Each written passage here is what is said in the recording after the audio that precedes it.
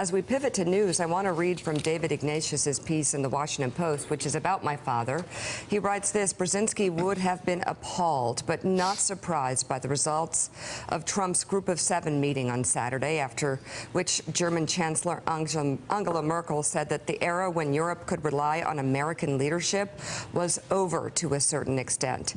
Brzezinski's worries about Trump grew out of his belief in the interdependent world that the United States had made. Having seen Western values and freedoms crushed in Poland, he was protective of them. Trump's populism was abhorrent to this son of Polish aristocracy, but it wasn't just that.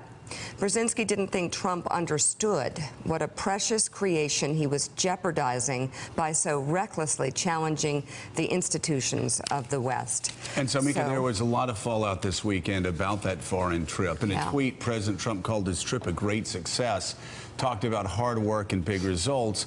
And that was echoed also by Republican congressmen, including Bob Corker, which was a bit of a surprise, who said it was executed in near perfection. It wasn't. It was he added that President Trump should be commended for the trip's success. James Mattis also defended the president's tough talk. But Andrea Mitchell, I don't really care what politicians in Washington, D.C. are saying about a trip they know was a complete disaster. Embarrassment. You look at the president's actions, you look at the gestures, the ugly you American. looked at the bullying of him pushing the newest member out of the way to get in the front of picture. You look at that awkward handshake with Macron, but more importantly, you have Angela Merkel and her opponent saying, America treated us horribly. We can no longer depend on the United States of America. And Europe's going to have to worry about itself. This is, I said yesterday, and I'd be hard pressed for anybody if somebody can find a more disastrous foreign trip since Kennedy's 1961 summit with Khrushchev. I'd like to know what it was, because this was a disaster.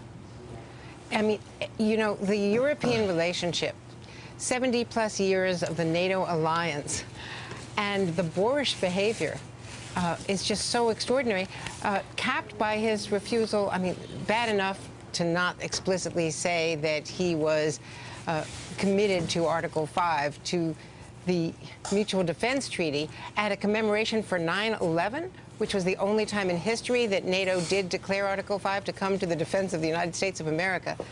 And to not commit to the Paris Climate Accord is just so shocking.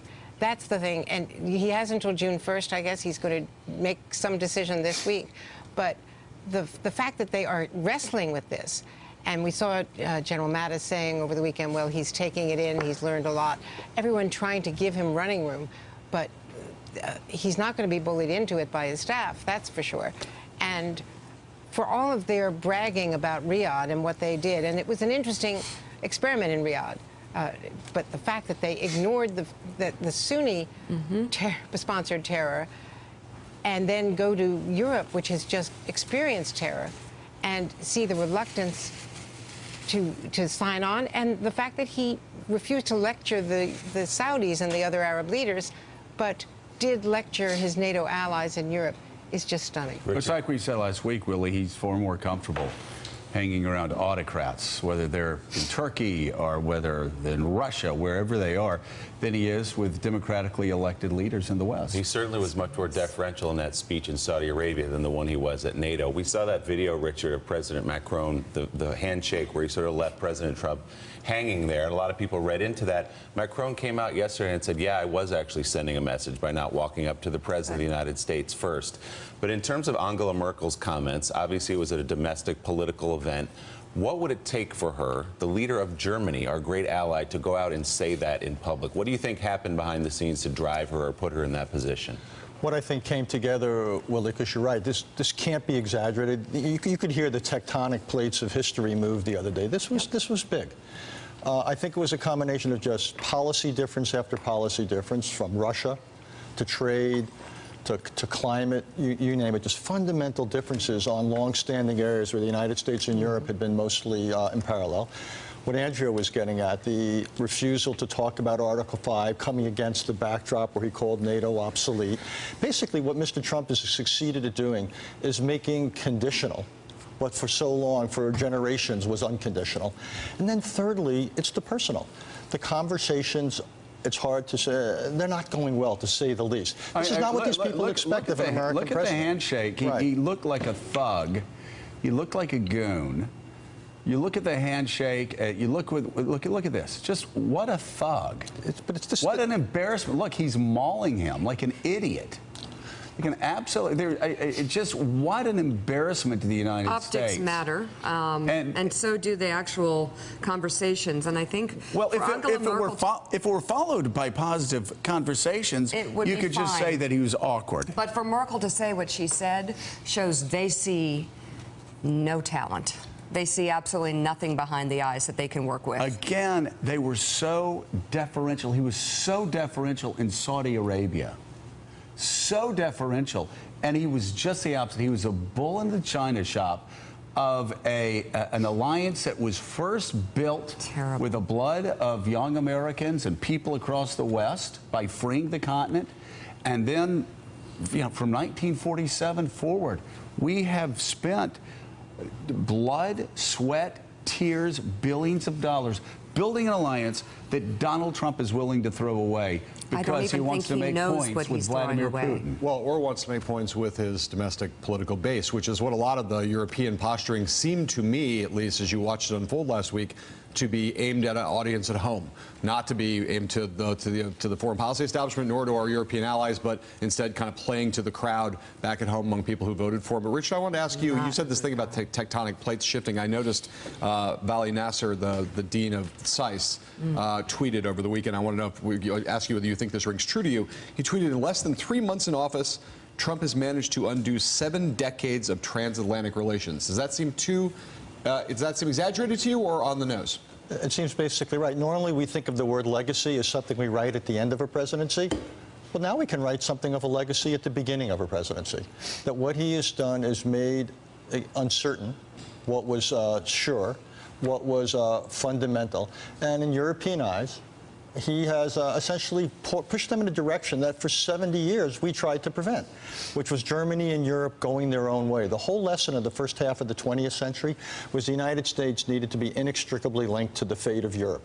And that if Europe was allowed to go its own way, Russia would find benefit for itself. It would pick and choose among them. Germany could be cast adrift, and so forth. And that is what we are setting in motion. It's so interesting. We began the show today with John Kennedy. He was a president who wrote history, who read history, who was steeped in history. And the last line of David Ignatius's column, talking about your father, that I think we have a president, because he's not familiar with history, literally doesn't understand how he's playing with history and setting in motion historical forces that could have enormous consequences. And that's something that we've said here on the show. It's also something that I warned Trump officials and Trump himself in the transition. And I said it repeatedly. I said, you people believe that history begins on January 20th, 2017. You have got to get a better understanding of what you're stepping into. Because this didn't start with John Kennedy. This started with Harry Truman. It started with a Marshall Plan. It started with containment. It went through Ike and John Kennedy, through Nixon, through Reagan, through Obama. It's gone a long time. And again, in 3 months, all the work of those presidents to continue the line of a strong, free, safe, vibrant Europe that helps the United States. That's the point. It's not a favor we do to Europe. We're not doing a favor for anybody. The Marshall Plan wasn't to help the Europeans. The Marshall Plan was to help in the fight for freedom so the Soviets didn't take over Europe just like the Nazis had taken over Europe. And for some reason, Donald Trump doesn't understand. And we haven't even gotten to Jared and Ivanka and champagne popsicles. Still ahead on Morning Joe. What? Yeah. That tastes good, I bet. Yeah, that's really... Best thing I've heard this All right, President Jimmy Carter is going to join us to talk about Dr. Brzezinski's legacy on U.S. foreign policy. Also, we'll talk to 2 of the journalists who've been leading the way with scoop after scoop on the White House, Robert Costa and Glenn How do you Thrush. like those 2 guys on your trail? You're watching Morning Joe. We'll be right back. Thanks for checking out MSNBC on YouTube, and make sure you subscribe to stay up to date on the day's biggest stories. And you can click on any of the videos around us to watch more from Morning Joe and MSNBC. Thanks so much for watching.